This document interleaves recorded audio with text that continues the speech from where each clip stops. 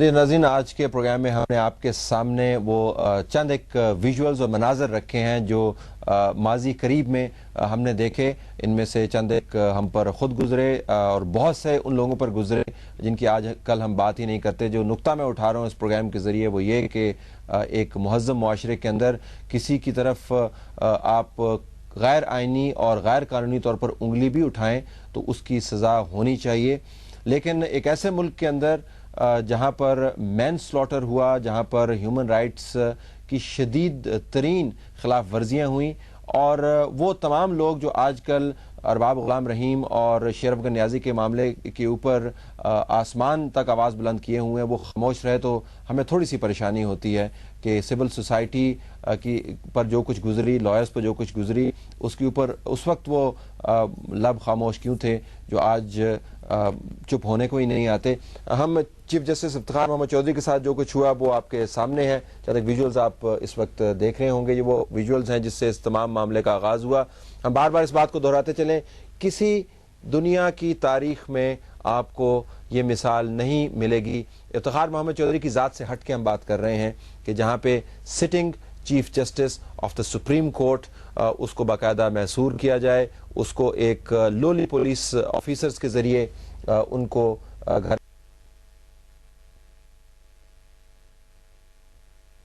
बंद किया जाए। इसके बाद वो तस्वीर जो इफ्तिखार मोहम्मद चौधरी साहब जिसके अंदर उनको बालों से पकड़ के गाड़ी के अंदर बिठाया जा रहा है और उसके ऊपर फिर ये बहस शुरू कर दी गई थी कि बालों से पकड़ा भी है या नहीं पकड़ा है, नहीं हमने तो सर पे हाथ रखा हुआ था। इस किस्म की एक फजूल किस्म की बहस शुरू कर दी गई। बहरहाल ये वो तस्वीर थी जिसने लॉयर्स की मूवमेंट को सस्टेन किया और अभी तक सस्टेन किए हुए है। इसके बाद 12 मई के वाक़यात की तरफ जाना बहुत ज़रूरी है कि जब इफ्तिखार मोहम्मद चौधरी अपने काफ़िले को लेकर कराची के शहर के अंदर दाखिल होना उन्होंने चाहा तो उनको वहाँ पर रोक दिया गया और जनरल परवेज़ मुशर्रफ उसी रोज़ इस्लामाबाद के अंदर एक बहुत बड़ा इज्तिमा कर रहे थे जिसके अंदर उन्होंने कायद-ए-आज़म लीग की तरफ से अरेंज किए हुए एक अपनी तरफ से बहुत बड़ी गैदरिंग थी, उससे खिताब किया। और जब कराची के अंदर 48 लाशें गिरे हुए थे तो जनरल परवेज़ मुशर्रफ की तरफ से यहाँ पर कहा जा रहा था कि अवामी ताकत का एक बहुत बड़ा मुजाहरा है। ये वो वाक़या था जिसके ऊपर सिंध की तमाम सियासी जमातों ने कम अज़ कम अपने सर जो हैं वो शर्म से झुकाए और इसने लोगों की साइकी बदल के रख दी। लेकिन इस्लामाबाद के अंदर उस दिन माहौल कुछ और ही था और तमाम कैबिनेट के मेंबरान बड़ी खुशी से जनरल परवेज़ मुशर्रफ के साथ खड़े थे जब कराची के अंदर ये कत्ल व गारत गरी हो रही थी। और अभी तक जब इन्वेस्टिगेशन का मामला आया तो कहा यह गया कि शायद कराची के इस वाक़े के अंदर इन्वेस्टिगेशन की ज़रूरत नहीं है।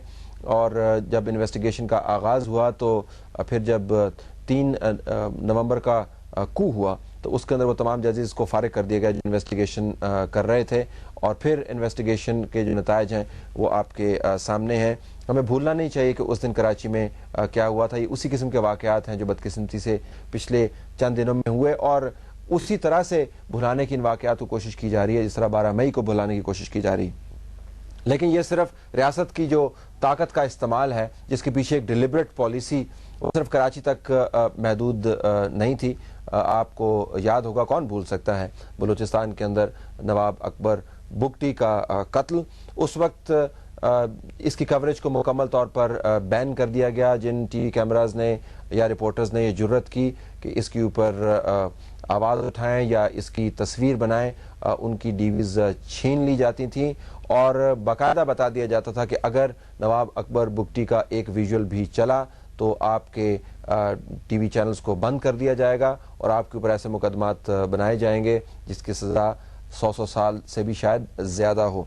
लेकिन आज जो बलूचिस्तान के अंदर इन वाक़यात का रिएक्शन है वो आपके सामने है। जो नई हुकूमत बनी है उनके वज़ीर आला ने असम्बली के अंदर खड़े होकर ऊंची आवाज़ से कहा है कि नवाब अकबर बुगटी हमारे हीरो हैं और वो तमाम लोग जो इन ऑपरेशंस के अंदर हलाक हुए हैं, शहीद हुए हैं, मारे गए हैं या ज़ख्मी हैं, उनको उनका हिसाब देना चाहिए। और वो तमाम लोग जो गुमशुदा हैं, जो किसी न किसी कस्टडी में हैं, उनका भी हिसाब होना चाहिए। लेकिन इसके बावजूद कितना बड़ा वाक़या हो रहा था, वो तमाम लोग जो इस वक्त नाला हैं, अरबाब गुलाम रहीम और शेर अफगन नियाज़ी के کے ساتھ جو حد تک ہوئی ہے اس کے اوپر وہ بالکل خاموش تھے. کسی نے احتجاج نہیں کیا تھا اور کسی نے ایسا بیان نہیں جاری کیا جس سے پتہ یہ چلے کہ واقعتاً وہ تہذیب کے جو بنیادی اصول ہیں اس کے مطابق سچ بولنے کی طرف مائل ہیں. ہونٹ اپنے سی لیے گئے تھے اور اس کے بعد چند ماہ کے اندر یہ واقعہ بھلا دیا گیا تھا.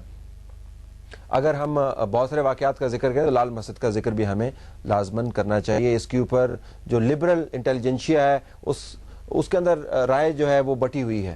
بعض لوگوں کا خیال تھا کہ بہت ضروری تھا یہاں سے ان لوگوں کو نکالنا، جبکہ چند ایک لوگ جو ہیں جن میں میرے خیال میں خود کو بھی شامل کرتا ہوں، ہمارا خیال تھا کہ اگر آپ نے قانون اور آئین کا بول بالا کرنا ہے تو ملزمان کو مجرم ثابت کرنے کے لیے جو آپ کو سفر طے کرنا پڑتا ہے وہ بھی قانون اور آئین کے مطابق ہی ہو سکتا ہے. آپ قانون کا بول بالا نہیں کر سکتے قانون کی پامالی کر کے. لال مسجد کے اندر جس قسم کی فورس کا استعمال ہوا اس کی چند ایک شواہد ہمارے سامنے ہیں.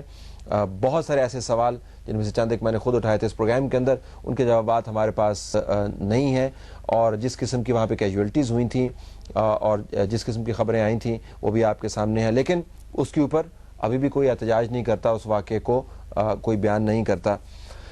اس کے علاوہ بے تحاشا وہ آپریشنز ہیں جو پاکستان کے قبائلی ایریاز کے اندر ہوئے ہیں جس کے اوپر نہ رپورٹنگ ہوئی ہے، لیکن کیجویلٹیز کی تعداد سینکڑوں کے اندر ہے. کبھی کسی نے وہ جو لوگ آج آواز بلند کر رہے ہیں اس کو یہ نہیں کہا کہ زیادتی ہوئی ہے ان لوگوں کے ساتھ، مار دیا گیا بے گناہوں کو. بے گناہ ہوں گے، کولیٹرل ڈیمیج ان کو کہا جاتا ہے، آواز نہیں اٹھائی گئی. بڑی چنبے کی بات ہے کہ یکدم وہ جو زبانیں گنگ تھیں اب چپ ہی نہیں ہو رہی. اس کے پیچھے کیا کہانی ہے یہ میں آپ پر چھوڑتا ہوں. جنرل پرویز مشرف جنہوں نے چائنا جاتے ہوئے، جس طرح میں نے پہلے کہا تھا، وکیلوں کو یہ ہدایت کی ہے کہ وہ انارکی نہ پھیلائیں، ان کا رویہ بھی کافی سخت رہا ہے ان لوگوں کی طرف جو تنقید کرتے ہیں. ہم آپ کو ایک ان کا ویڈیو کلپ دکھاتے ہیں جو انہوں نے لندن کے ایک فنکشن کے اندر کیا، اور کسی صحافی نے جب سوال پوچھا اس کے اوپر تھوڑا سا نالاں ہو گئے اور جو ہدایت دے رہے تھے اپنے سپورٹرز کو ان صحافی کے بارے میں جو پاکستان کے بہترین صحافی میں سے ایک ہیں، پاکستان کے بزرگ صحافی میں سے ایک ہیں جن کا نام ہے ایم ضیاء الدین، جو ڈان اسلام آباد کے ایڈیٹر رہ چکے ہیں اور میرے بھی فارمر ایڈیٹر رہ چکے ہیں نیوز اخبار کے اندر. ان کے بارے میں یہ ذرا جنرل پرویز مشرف کی ہدایت اپنے سپورٹرز کو سن لیجئے گا. مطلب ایک بڑی افسوس سے مجھے کہنا پڑتا ہے کہ یہ اس قسم کے لوگ ہمارے پاکستانی ہیں جو اپنی کچھ پروموشن کے لیے یا اپنی سیاست چمکانے کے لیے یا اپنی جو بھی پولیٹیکل سپورٹ وپورٹ ہے یا جو بھی ان کے دماغ میں ذہن میں کوئی بات ہے اس کو پروموٹ کرنے کے لیے وہ فکر نہیں کرتے ہیں پاکستان کا بے شک بیڑا غرق ہوتا رہے، ہم نے تو اپنی سیاست چمکانی ہے. یہ افسوسناک بات ہے. تو میں آپ سے یہی کہوں گا کہ ایسے لوگوں کو ضرور روکیں، ہدایت دیں، اور میرے جیسا آدمی ہے تو اس کو 2-3 ٹکا بھی دیں تو اچھا ہے. میں اس کے اوپر کوئی جملہ نہیں کہنا چاہتا، میں صرف آپ سے اس وقت اجازت لینا چاہتا ہوں اور آپ کے لیے یہ سوال چھوڑے جاتا ہوں کہ ماضی کو ہمیں بھولنا نہیں چاہیے اور نہ ہی حال سے ہم نے نگاہ چرانی ہے، لیکن جب ہم رد عمل کا اظہار کریں تو ذرا اپنے گربانوں کے اندر بھی جھانک کے دیکھ لیں کہ ہم نے اس ملک کے شہریوں اور باسیوں کے ساتھ کیا کیا. طلعت حسین کو اجازت دیجیے. اللہ حافظ.